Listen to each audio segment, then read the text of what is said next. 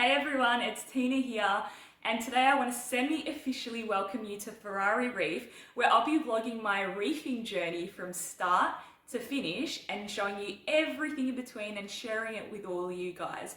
Now, I say semi-officially because I'm going to be honest, I haven't learnt about video editing and filming and that sort of thing just yet, but the process has finally started. I've got the tank. We're starting on the aquascape today, and I'm just too excited to share with you guys. So I'm going to leave all that editing aside from now, and I'm just going to start filming so I can share with you guys straight away. So what better way than starting step one and the first video as the aquascape of the tank. So today I'll be sharing with you my aquascape, my thought process behind the aquascape and why I made it the way I made it, the methods I use from the equipment to everything. So let's dive into it.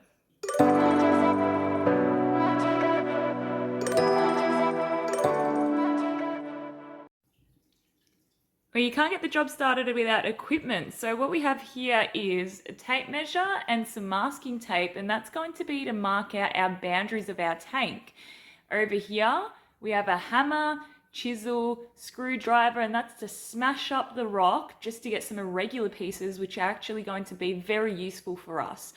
Here, we're going to be using bicarb, and we've also got the smashed bit of rocks there that you'll save, then grind it up to a bit more of a powder, finer than that right there. And that's going to be used with the glue right here, which is just some cheap cyanoacrylate. Oh yeah, I said the word right. Glue from Kmart. Love Kmart, by the way. And you'll be using those two to create an exothermic reaction, which is going to bond the rock really well together. Dustpan here is for picking up mess, but also for scooping up all this fine powder into here so we can use for later. Acetone, just in case we make a bit of a mess. Just some little bits of cardboard just to sort of wedge that glue and the bicarb and sand in a little bit better. And our dry rock, which is what I'll be using today. Now, of course, we also need some safety equipment, so make sure you're tying back your hair, any long mullets or anything. Don't want to get that in the way. And I will also say, do not, and I repeat, do not smash things up on a coffee table like I will be here. Now, this coffee table is old. It's going to add more character if I smash it up a little bit, so I really don't care, but don't do that on yours. Go outside where you have plenty of space, there's no windows, you're not going to hit into anything.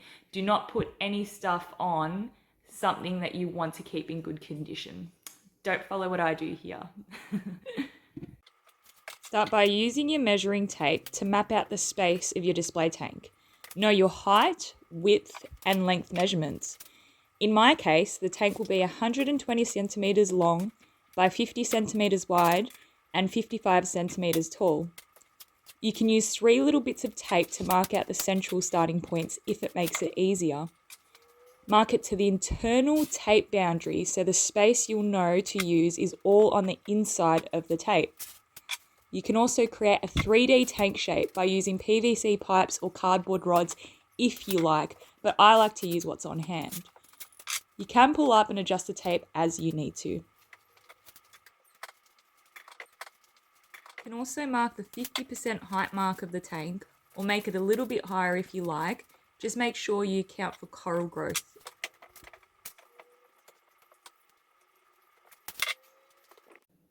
Okay, so it's been all mapped out to the exact measurements of the tank I got. Now the tank I got is the Waterbox Marine X 110.4.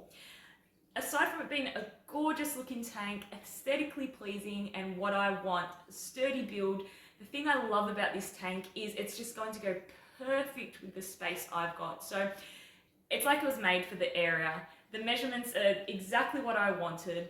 It's going in the alcove. It's not going to be sticking out by even just half a centimeter. It's going to be perfectly in line as you walk down the hallway, and that just satisfies my Reef OCD, which is awesome.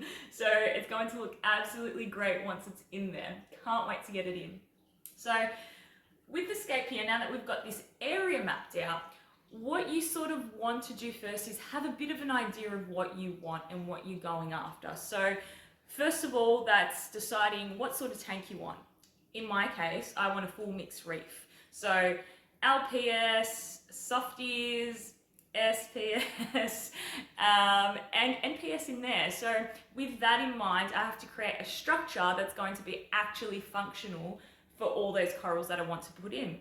You also, it doesn't hurt to, well, not that it doesn't hurt, it's actually a really good idea to think about the sort of fish you want in there, what fish you're getting in there. Are you going to get tiny little fish, or, you know, schooling fish, bigger fish that need bigger areas and clearances for them to go through? Now, I think no matter what fish you get, whether it's timid or whatever, it's always nice to have a lot of little like nooks and crannies for them to hide, so it gives them options. And I think when you have different fish that kind of occupy those areas, I think it actually looks really cool. So the type of fish you're going to have, the type of tank you're going to have in terms of coral is very important. Also the space with what you have. Now, I've mentioned this before, it's in the alcove, which actually means that there's not going to be much side viewing of the tank. So my feature, or the like show point of the tank, is really going to be the front. So how I display everything from the front. Now, if you had a peninsula or you had a tank in the area where there was space for you to view the sides, you're going to keep that in mind when you're making your scape. So in my instance, there's not very much viewing side. It's just the front, the top, a little bit at the front edges on the side, but nothing at the back, right? So I'm going to keep that in mind. I want to create something that's aesthetically pleasing. I want it to look great, but most importantly, I want it to be functional. So what do I mean by functional? One, I don't want to have this kind of old school stacking up the rocks, putting up against the back wall. I want there to be flow all around the scape, all at the top of the scape, and also through the scape. This prevents detritus from building up. It gets better flow to your corals as well, because at the end of the day, flow and water, like that is what brings nutrients and things to your corals. That's how they grow. It's also, you know, how they export waste and that sort of thing. So I want it to be quite flowy through there. I want there to be some caves as well, nooks and crannies, like I said before, for the fish.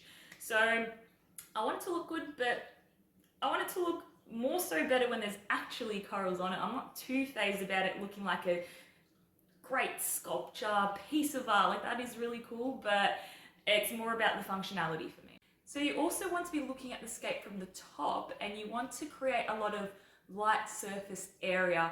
Now, I'll show you what I mean by that in an example shortly. It'll be a lot easier to follow then.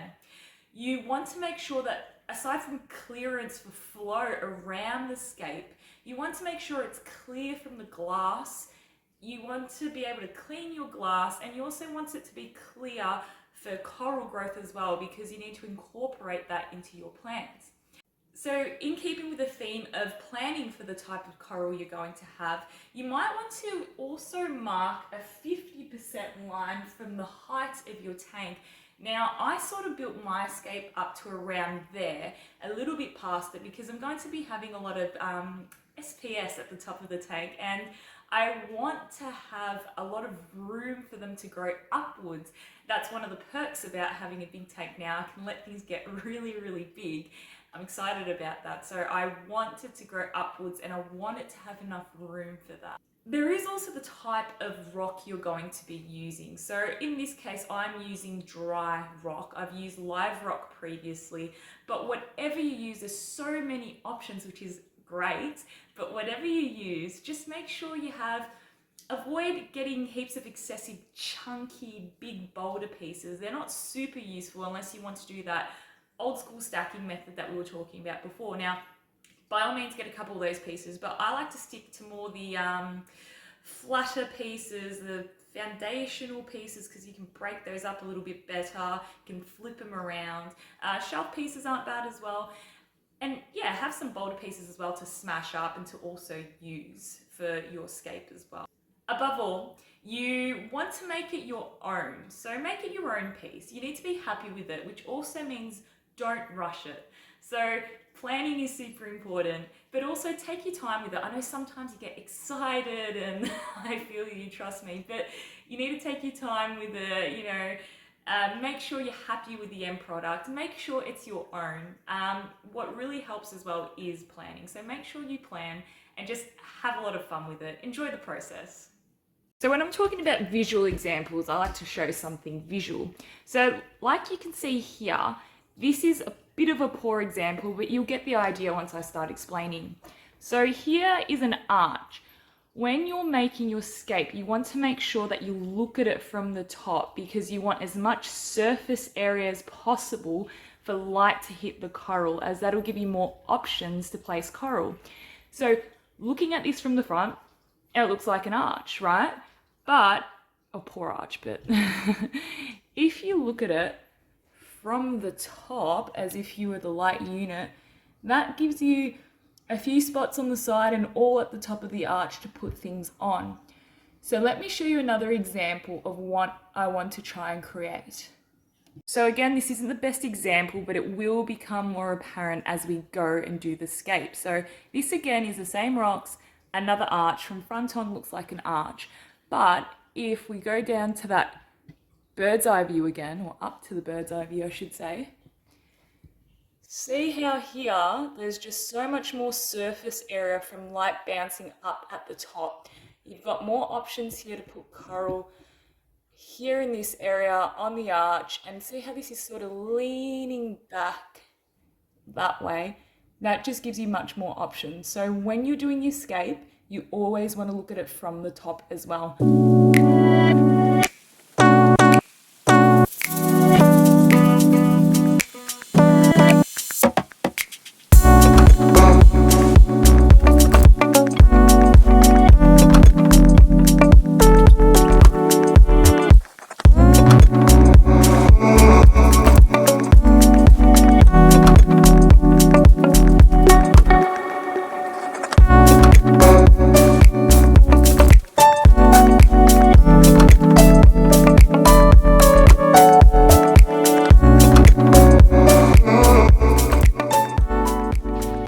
So it's starting to come along now.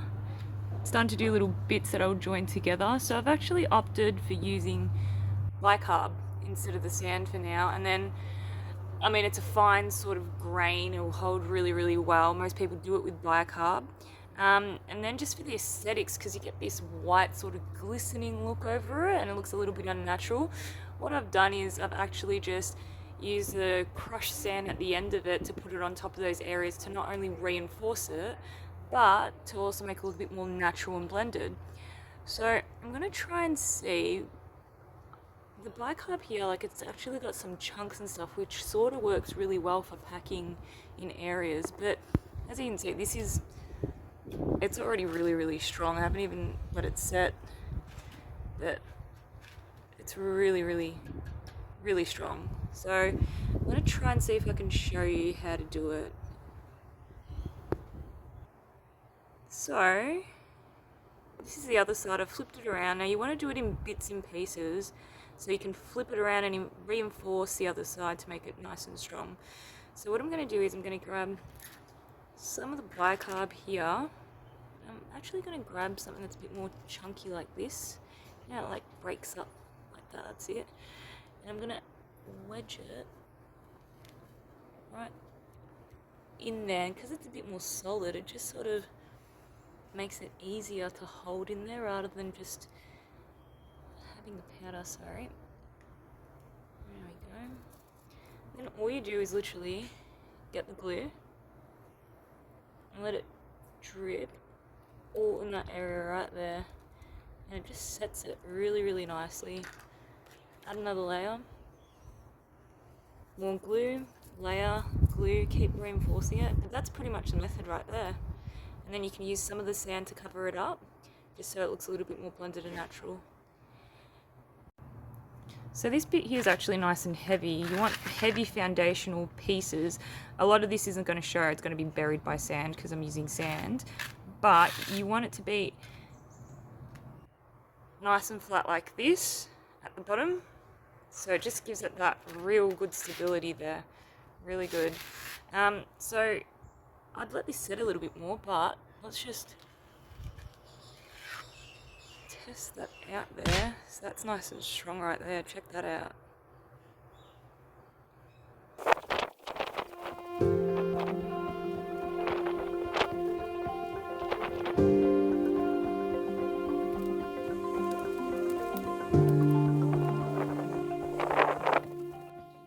Okay, so a little bit of mess created, but we got there in the end. Let's go see what the final product looks like.